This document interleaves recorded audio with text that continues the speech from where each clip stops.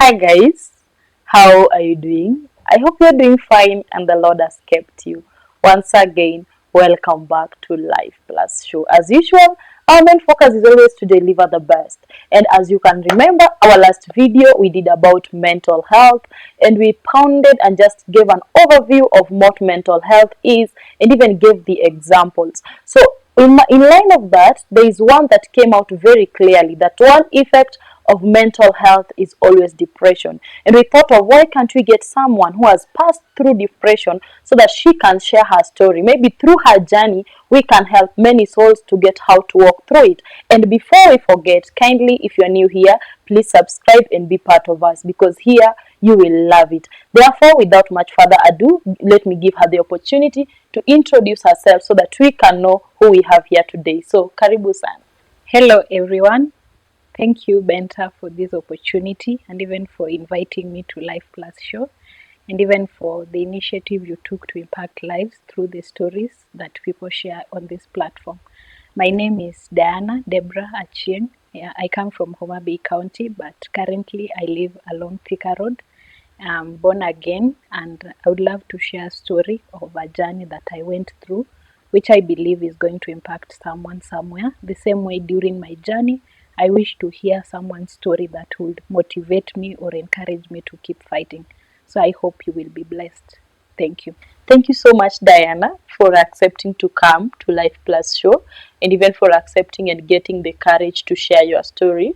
And basically, we know we are talking about how you walked out of your depression journey. And even before we reach there, you can just help us understand how did it even come about? Okay, so my story began during COVID time, yeah, during the pandemic, and it came from, I could say, a trauma. Yeah, I lost my mom. It was abrupt.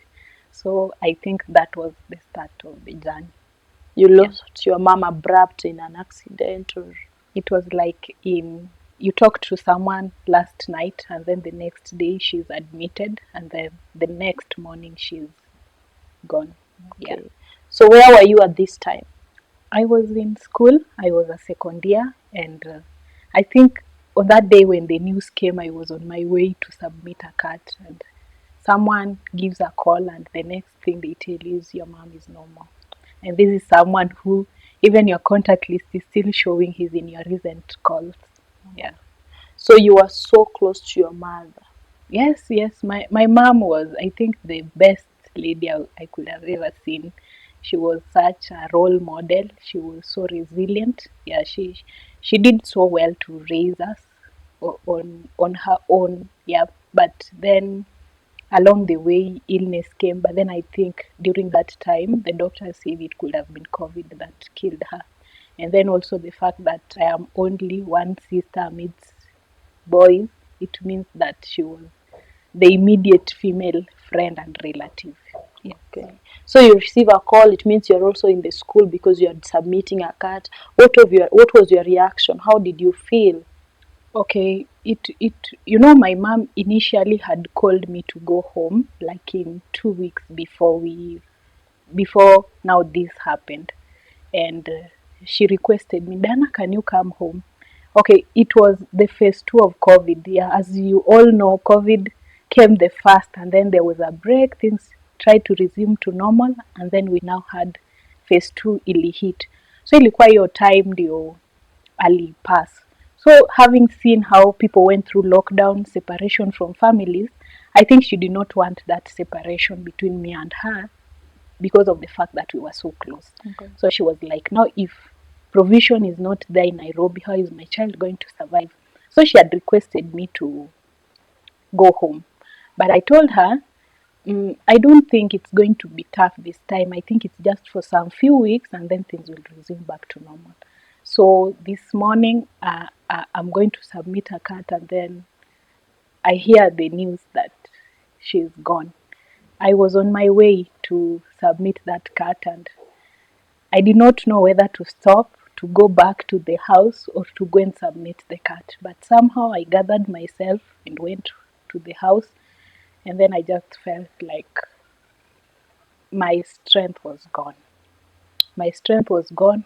I think from that point now I was just living on autopilot. Nile unaishi tu juu life, you are breathing, but I could not understand anything. Yes, so that's how it happened. Though at that time I could not tell that something was not okay. Okay, so you just thought it's normal, you're just feeling your mom is lost, but you didn't know you are losing something in you. Yes, and then she's the first relative I'm losing. Me, I've never buried a grandparent. I've never buried, yeah, everyone. God has kept us somehow. Yeah, I've never witnessed a close relative pass. So I don't know how it feels to detach from someone. Okay. Yeah. So you still remained in school for some days, even despite the fact that she was dead, or you went home? Now you see, during COVID, things could not just happen so quick. So I remained in school for like 3 days as they were processing how we could reach home. And also during COVID, burials were so quick. Yeah. Mtu alikuwa na pass and then in less than a week ashazikwa. So I managed to go home after around 3 days. Yeah. So you had some friends that were standing with you in this time, or you were just alone in this season at school? No, the friends were around. I have very supportive friends. Plus, at that time, there's a ministry we were serving in called NET, Nyanza Evangelistic Team. So even that time, as I'm going back to the house, there were people in my house who were fellowshipping. Wow. So they were in the middle of a worship, and I just reached there, and then they just see me unconscious. And I was unwell. Myself, I was sick at that time. So they think Diana ni kama amelemewa, acha tusaidie Diana.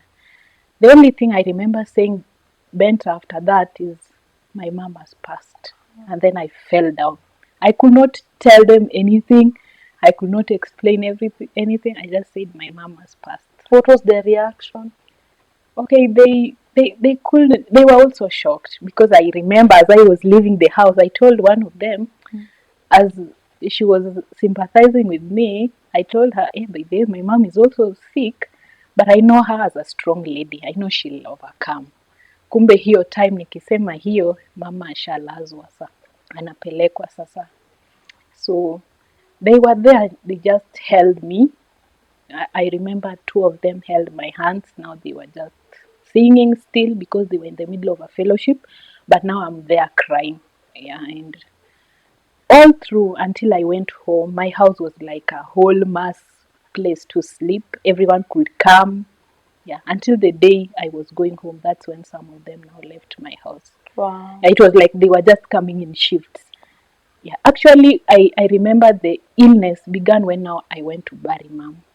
Yes, Oh, yeah. okay, that's powerful, and that's also an importance of having a fellowship of friends around you. So going home, how was life? You see your mom is being buried very quickly. Okay, I could say on one end it was good, on another end it was not. Good in the sense that it made us do everything quickly. You see vile at times people can delay with contributions and burial plans, things of culture. That never happened. So we arrive home that night. Then finally people wonder I'm not even crying. Because I had cried in Juja, I didn't know that in Luo culture ukiingia kwa boma unafaa sijui kupiga nduru nini. Me, I went and just slept that night. The next day things were just normal. But then hata kama watu wako 30 kwa nyumba, you feel someone is absent. Okay. You feel there's a voice, there's a face that is not here. So I went to view her, and I went strongly. I did not cry even as I was viewing the body. And then now, after viewing her that day, the next day aliletwa, and being that it was COVID, by 8 a.m. she was already from the mortuary, and by noon she was already buried. So there was not even time for you to process the testimonies people give in burial. It was not there. But then I exhibited strength that right now I look back, I say that was not me. There was, I don't know if you've ever forged happiness when you are sad. So I can say I was forging strength when I was so weak. I needed someone to hold me. Because I remember I gave like now ile eulogy mi ndio napeana on behalf of all my brothers. That was so weird. So people thought now I'm the strongest, let them find strength in me. So that is how the burial happened. And then now people, of course, after burial, people start departing. Yeah. And now you come back to Juja. No, I did not come back to Juja immediately. Now, after the burial, the next day, that's when now south. Yeah, so the next day after burial now, I'm not okay. I'm not sleeping. I'm not eating. I see everyone as trying to harm me. I'm having hallucinations. I can see this watch Benta has, and I just feel that there's something Benta has come to do for me. I can feel we are in this place. You say vile hapa ni pazuri, but me I'm like, no, there's something that is meant to do something. Yeah. And now, funnily, is that no one could understand. Actually, the thing with mental health is that you can be very unokay, but someone might even think you are pretending. Yes, so I stayed home, but then they changed the environment. Yeah, I left Homa Bay. I went to Migori, where some of my relatives live. Yes, and there it was fairly good. Yeah, I recovered after some 2 days. Okay, now you finding yourself hallucinating, and now you know you are in the village where people doesn't understand even that this thing is mental or anything. How did they take it? You know, at times people would think just culturally, maybe ni kurogwa, ama maybe you are just mourning, because I could take everything I see, even my phone, I go and dump it in the pit. It was, I think naweza sema nilishakuwa mwenda wazimu, because I could do things and I could even burn my certificate at that point. I could say it was that worst. So my brothers now, because they are learned, they sensed and they wanted to rush me to the hospital. But then they said, no, let us change for her the environment. It will help. So the point that they realized is when I was now leaving home, niende nigongwe na gari. Juu sasa naona hakuna mtu ananielewa. So they managed to contain me, tukaenda home. So vile tulienda home, I slept, and after a day things were back to normal. Yeah. So you changed the environment. There you started feeling like you are a little bit safe. Yeah, a little bit safe, better. Yeah, but still even in that state, ungeniekea chakula, but I'll analyze a lot of things before I get to eat that food. So even when I was still in Migori, now that I had come from Homa Bay, still the challenge was there for the first like 2 days. Yani nilikuwa everything that could trigger me to remember my mom, I dumped it in the pit latrine, including maybe the gifts she had bought, the items that I was associating with her, I dumped them in the pit latrine. Yeah, so even my young cousins could notice something is not right with Diana. But then I was also funnily nilikuwa pia mkali hiyo time, so hadi ungeniambia kitu nitamalizana tu na wewe na maneno. Yeah, so as I was still in Migori now, with time I actually got better. Things resumed to normal. Yeah, I could not feel the impact and the symptoms anymore. And now it was time to come back to school. Yeah, so that is how the change of environment it somehow helped. Yeah. Okay, but now yes, it's time to come back to school. At what point did you realize that this thing is serious and you need help? Yes, now that is where now the journey began. The real battle now began when I came back to school. Yeah, being that it was during the COVID time, I managed to come through a friend's vehicle, and then I came to Juja. My roommate welcomed me, and things were so okay. I remember we had an exam coming after finishing the COVID break. So now as we are approaching the exam, one day my friends tell a story, and I don't know what made things change in that story. I think they were talking of a friend who had betrayed us. So somehow I just started linking this story and the death of my mom. And that night I could not sleep. And now it went for like 4 days. 4 days no sleep, and then no appetite. huwezi kula kabisa. So that is how the disease will come. Actually now, when later on, as I'll be sharing, when now the doctor treated me, she told me that when you want to realize you are getting into a relapse, first is you lose sleep and you'll also lose appetite. Okay, so maybe before we go ahead, you say there will be no sleep. What will you do the whole night for 4 days? Yeah, it's funny because there's nothing you'll be doing but you are awake. You are awake in that your mind is processing thoughts that you cannot control. Sleep somehow controls your thoughts. Huwa ukilala si hakuna kitu unafikiria. Yeah, but now when there's no sleep, what happens is that now you are thinking. Najua ka akili haujalala inamaanisha akili inafikiria kitu. Yeah, so that's what happens. Okay, and then you have mentioned something like a relapse. What's a relapse? Okay, a relapse is an onset of a disease that you thought you had recovered from. Yeah, so we call it a relapse. Okay, so here you failed to sleep for 4 days. That's when you went to the hospital, or? Yeah, so I became very rebellious or very distant to my roommate because as I had mentioned early, one thing with that illness is that you feel like everyone around you is trying to harm you. He or she is trying to attack you. You feel like there's something that is meant to harm you in either way.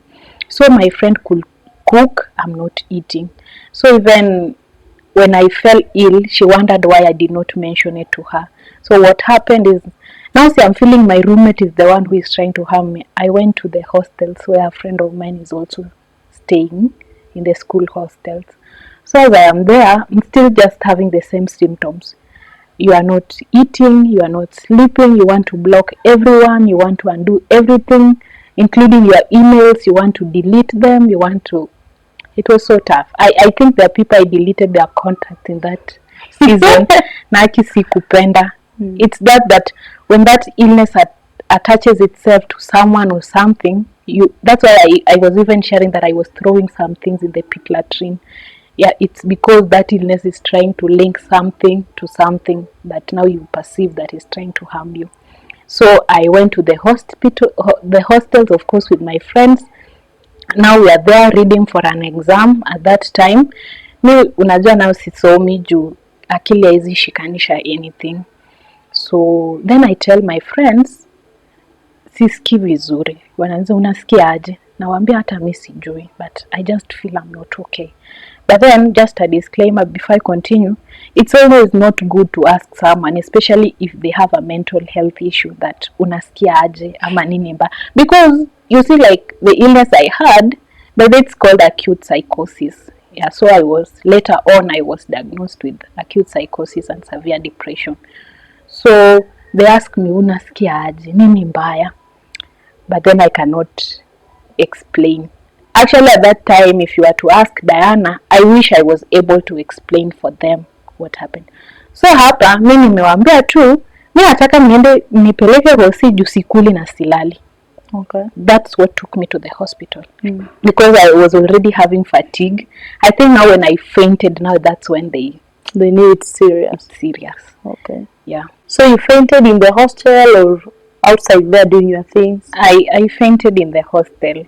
Now they were reading and now I'm just distracting them. So wakashtukia tu nimeanguka.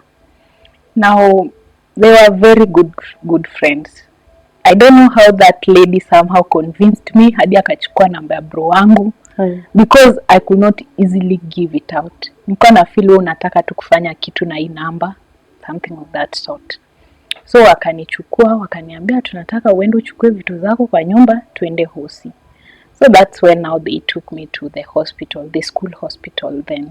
Yeah. What was the experience in the school hospital? Which school, JKUAT? Yes, what it was the in experience? JKUAT. It was very good. Now later on when I started recovering. Okay. So now the night I arrived, because it was at night. Now when I arrived at the hospital, the nurse that was receiving me, the lady, the friend of mine now had already explained to her, huyu ni hivi na hivi na hivi. And then akampea like a hint that by the way she lost her mom and we are suspecting that she's still recovering from that. So I told the nurse now is trying to show empathy and embrace me. Now, Diana, you see, I'm like your mom. I want us to help you. Wewe si mama yangu amekufa. That's the word I told her. The nurse was shocked. And then I realized not everyone is like learned on dealing with mental issues. Actually, even when you are going through a mental issue, it's not automatic that Benta atakuelewa. It's not automatic that Diana atakuelewa. No, they are not trained to do that, and yeah, it needs someone who is trained. So it was an emergency. Hapo shule unaweza panganga line, but hiyo siku nilikuwa special case. Sikupanga line, nikapelekwa tu kwa daktari. Nao vile nilifika kwa daktari nao juu saa mimi singeongea, kauliza, now Diana, what are you feeling? And then unajua ukiwa shule tulikuwa tunafanya exams zinaitwa CAT. CAT ni continuous assessment test. Sikujua kumbe pia hosi ukiwa kuna kitu inaitwa continuous assessment something. Ni tu ya ku-review the health of a patient. Vile niliona hiyo kitu iliandikwa continuous assessment, that was the end of me talking in that room. Because I had thought that this is not a doctor, this is a lecturer. Inahoja na kitu inaitwa continuous assessment. Yeah, so by the partially I was okay, partially I was not okay. So nikanyamaza tu. But then the reason why I thanked this friend of mine, alikuwa ameni bring to say my brother's contact. So ndugu yangu akapigiwa. And then now the story of home ikarudi. Vile nilikuwa have that illness at home. Okay. So sasa wangu ndio alipeana hii CAT, hii assessment. Hiyo ndio sasa akapeana hiyo vile unaulizwanga unaugua nini, shida ni nini. Yeah, so aka explain what this is my sister, hivi na hivi na hivi. Okay. Yeah, actually hata yeye hiyo time he was still healing from it because tulikuwa sote Nairobi. Atuku witness her live. Yeah, so nikapelekwa kwa bed sasa, nikadungwa dawa inilaze. The first one haikuwork. I was still awake. Nawaambia by then hawa marafiki zangu hawatoki, tunarudi na wao. But then kuna dawa ililetwa, nililala ikidungwa. Vile liguza tu skin yangu mimi nilisikia nimeenda. Then now I woke up the next day. It was a weekend. I think it was a Friday. I woke up the next day, still wakanipea tu sasa sleeping pills. Yeah, but then now on Monday now I go to see a psychiatrist. And now what was your experience with the psychiatric? The experience was both good and bad. Yeah, it challenged me. It was also, I don't think that season of life, in as much as it was so challenging, was to be skipped. I think it was in God's plan that I go through that season, because it is in that season that even in ministry I could serve, but saa zingine you are so happy around people, but at the end of the day you go back to the house and you just feel drained. You just feel like, I wish the happiness people see was genuine, because it was not.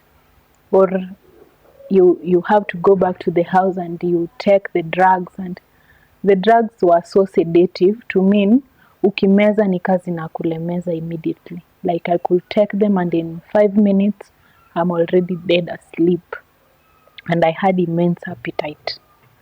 Yeah, so one thing she challenged me is that she could do her best as long as I'm willing to be helped. Because I had also had experience with some patients who were being treated with, wenye wameadi stop the journey. Mtu ameanza kutibiwa, akaanza kurecover, and then akaacha madawa. And then the problem with those medication is that ukitoka tu hivi wanaanza fresh. Okay. Ama sasa inakuwa ngumu zaidi. Tuseme hata ulishamaliza 6 months. Utapata sasa utarepay for 1 year. Hiyo 6 months utarepay for 1 year. So she encouraged me that be willing to be helped. Those zingine angeona uko willing, angekuthreaten. Ati Diana, unajua usipocooperate mimi naandika tu barua uende Mathare. Who would want to go to Mathare? Si utacooperate tu. And then she was also so motherly. Yeah, so I think she understood what it could have mean for someone to just be triggered by the simple death of a parent. So I could see her monthly, and then monthly you are written for drugs, and then anashinda amezichange. Okay, ni madawa hadi huwezi maliza uache peke yako. You have to be guided by her to stop them. She has to change from a more powerful to a less powerful hadi ifike saa time unaweza survive bila. And then also she encouraged me that the earlier I went the better it was for me. So hadi ingegundulika ile time nikiwa home the second day after burial, then it would have been easier. Actually ningemaliza 6 months instead of 1.5 years kutibiwa. So I also met people with various challenges, and I think that was also something that really, I think it really helped me value the simple things we ignore. Even simply just having a dad and a mom to call home and they are together. Simply just being able to have your life together. And that psychiatrist, when alimaliza kunitibu, aliniambia, Diana, know that the very time someone is born, stress ishaingia. So stress is something we have to live with daily. Like mtoto only that change of environment is already a stressful situation.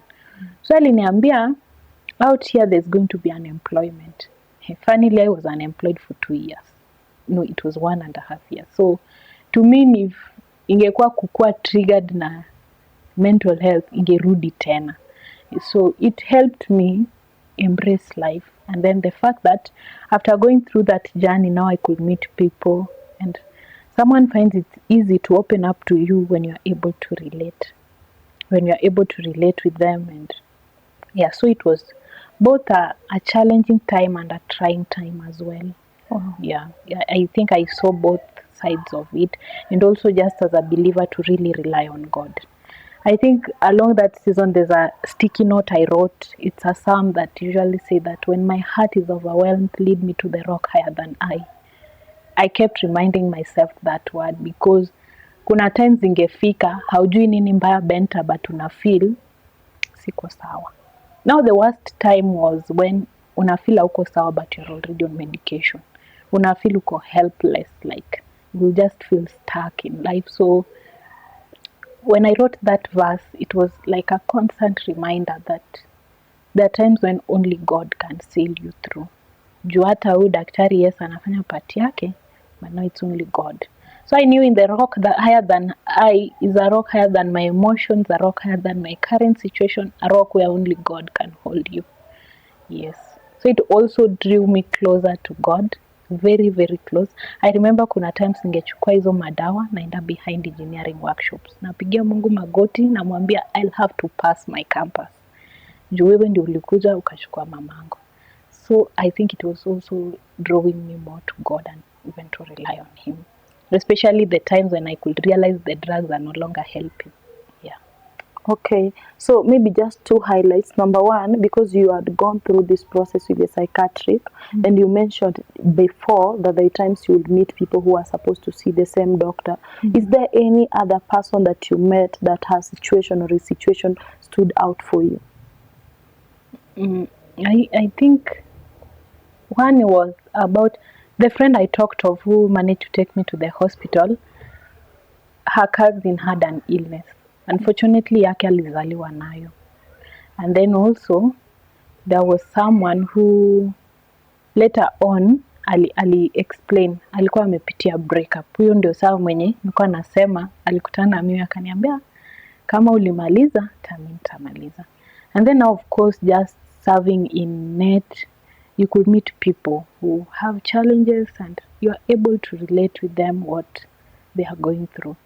Yeah, so I feel somehow it was also like helping me to understand people's situations. Yeah, because later after campus, I got an opportunity to go and work at Shamiri. Shamiri is a mental health institute. Wow. Yeah, so you teach high school students on some protocols that you are guided on, like for example, gratitude, value affirmations, and some of those students can really pour out their hearts. So having gone through mental health, the first thing is that you won't be judgmental at all. Hata mtu akuambie, mimi ni the fact that siwezi kula nyama every day, inanipea stress, inafanya ni lose mind yangu. It is valid. The first thing is that it is valid. Hata mtu akwambie tu Benta nataka kushona nguo imefanya nikuwe depressed, the first thing is that it is valid. Yes. So it also gave you a purpose in life. Yes, it did. It did. I think if I manage that state Benta, I don't think there's a season that would ever be so overwhelming, because you are living as if part of you is not okay. Like you're just running. Me, I was being controlled by drugs. Siku imeamua emotions zako ni zero, ni hivyo. Siku imeamua vitu haziko sawa, ni hivyo. Like kuna days unaamka you just feel hauko sawa. Ni hadi time itafanya ukue stable again ndio utafeel uko stable. My appetite was controlled by the drugs. Ukikosa kuzikula ukuli.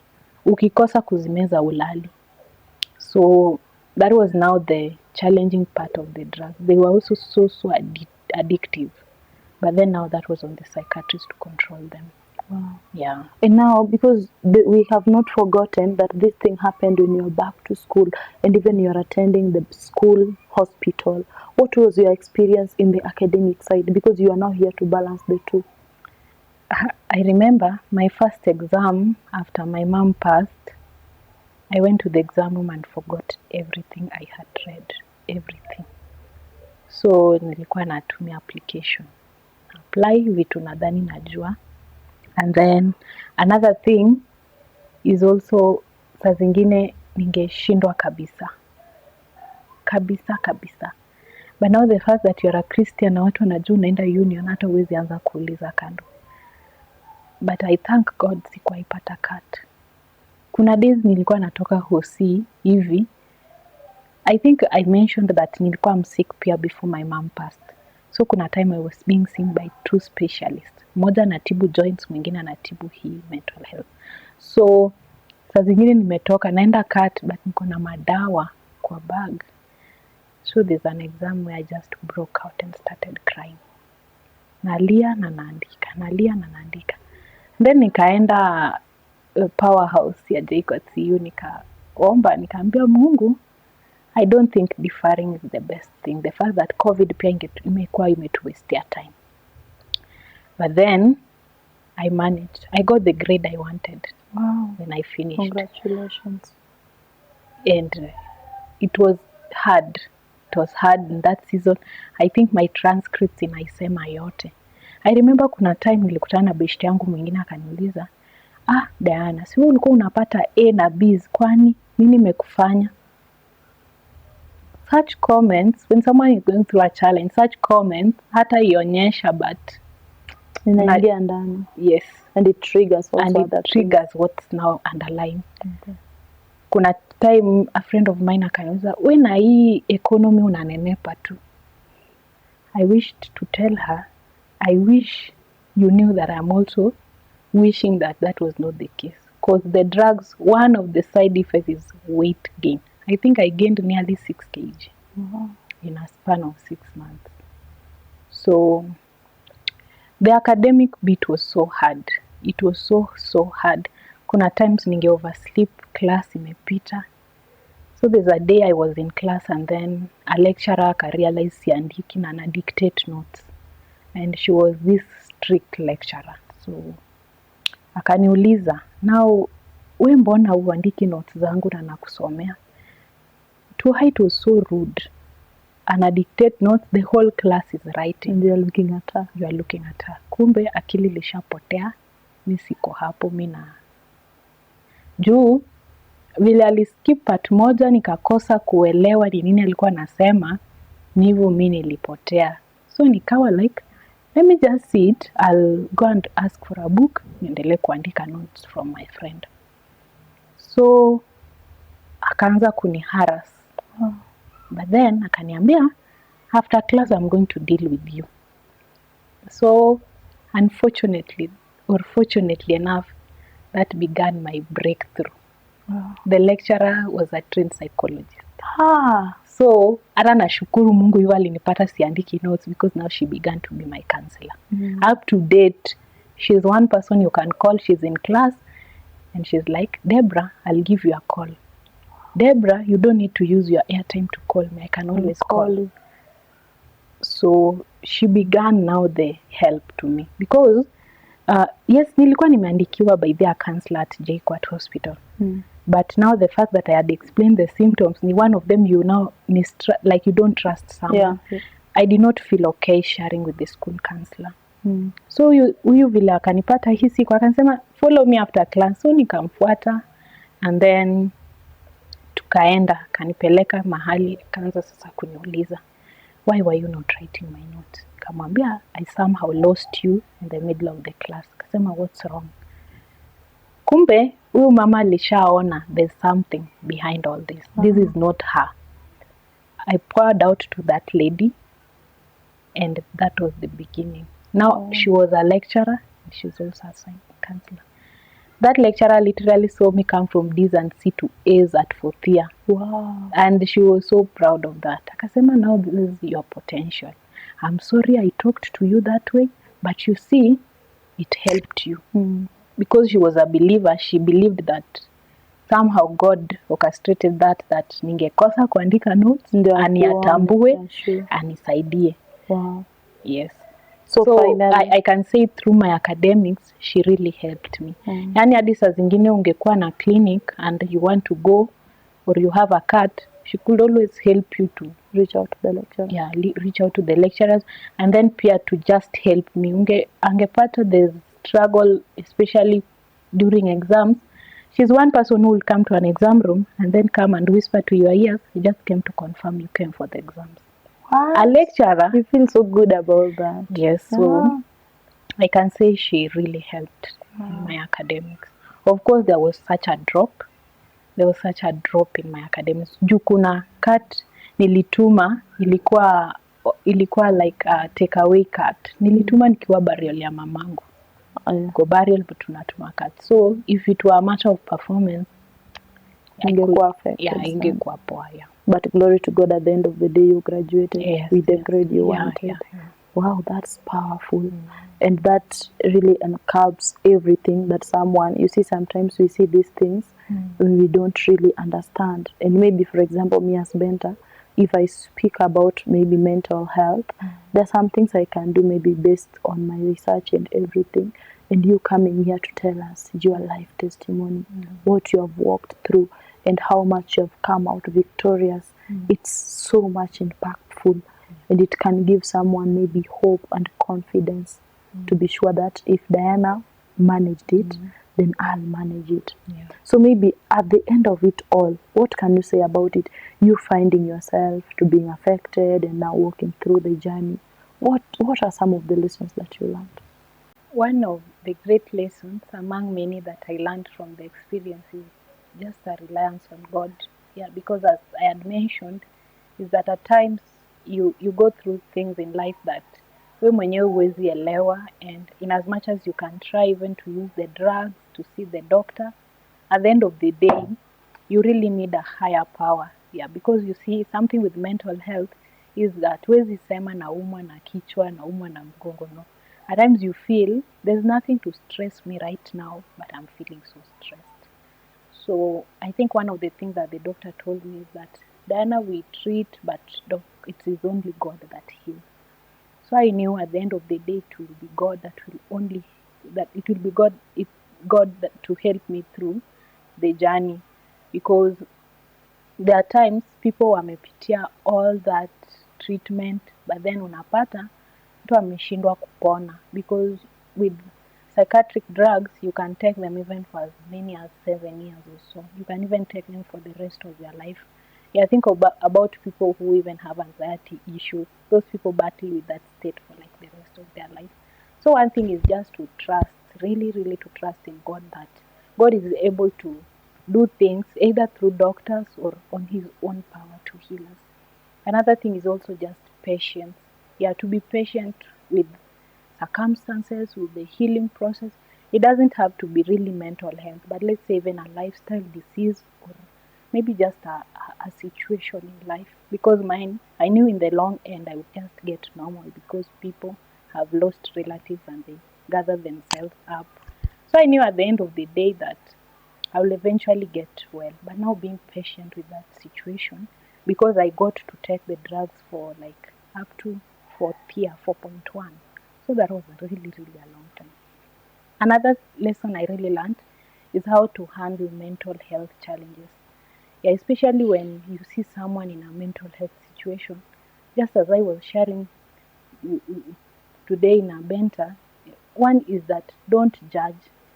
First you have to validate someone. Yeah, even if kwako inakaa kitu kidogo, you really have to validate that what they are feeling is really okay. Because I really went through at times comments that people will just give, and to them they feel it's okay, while in reality it has really impacted you. Mtu angesema tu kwani we na hii economy we unanenepa tu, and it really impacted me in a negative way. And also just for us to embrace seeking help. Yeah, I think I've gone through someone saying in a quote that to seek help is to show that you are strong enough to not allow vulnerability to take over. Juu najua si tumezoea hufai kuenda kwa daktari. Kwanza if you are born again, people now think hata hufai kupitia mental health. God is the God of peace, God is the God of strength. Mbona upitie a mental health challenge? But then we never know why God would allow someone to go through some situations of life. Yeah, for me, as much as it was such a tough time, I really thank God that it came, because it really shaped me. It really also helped me embrace my identity. Yeah, in as much as someone amekuambia kitu, you don't really cling on it. I think there's a really close relative that asked me, umenenepa sana, kwani uko na mimba? Such things, and it just enabled me to accept myself and just know that, Diana, you are taking drugs that are allowing you go through this, and it is for a season. And also just to know that no season is permanent. Even if it is so tough, even if it is so black, even if it is so, call it, eventually itaisha. And then also just as I had mentioned, just seek help. Yeah, it's important that we get to seek help when things are not okay. Yeah, because some of these doctors are people who are born again. So even as they handle you, it's not like they're out of the way, no. And also just to have friends around you who can encourage you in a good way. Yeah, there are those who, like me, there are friends who took me to the hospital. If it were not them, I could not have gone. And I remember there were friends who could even sneak to the hospital to see me at odd hours. So I'm sure there is always someone who can help you. Yeah, even in that foreign land where you might feel like things are not okay on this side, I'm so sure there's someone who could just be there just to hear you out. And also, another thing, as I had mentioned, don't think that people know how to handle mental health challenges. So also, when you fail to get help from people, don't start judging them. Why were they not there for me? Why could they have done this? Why could they have said that? For example, the person who told me about weight gain, or even me failing my exams, she did not know what I was going through. So maybe she was just saying it out of goodwill, but how I perceived it was wrong. Even the person, because somehow me I also feel the person who broke the news, kupigia tu mtu simu and telling them your mom has passed, it was so hard. But then I came to learn that as Africans, we are not trained on some of these things, including how to break a news to someone. Yeah, so one is not judging, especially when you've gone through a mental health challenge. Don't judge of how people treat you. Yeah, and then also just have a purpose in life. God has given each one of us a purpose that we really have to live for. And I believe that that's why Benta created this show, that people will be impacted in their life. I think I had very many suicidal thoughts out of the illness, because it was severe depression and psychosis. So I had many times when I thought of overdosing with the drugs. Yeah, but then I knew that there was a greater purpose that God had for me. Yeah, so I believe that the story, yeah, from sharing it, it has impacted you. Wow, that has been so much impactful and a very great story. And thank you for having the confidence to share once again. I believe our audience have gotten the right content and even understood more on the mental health. if they add it on what we shared initially. And I believe that people are getting help, and we are embracing this issue of mental health, and we are helping many to walk out of it. And once again, thank you so much, our audience, for following us to this end. We really, really appreciate. And just a kind reminder once again, if you are new here, kindly don't go without subscribing, because here you shall love it. Otherwise, thank you so much for your time and have a wonderful time.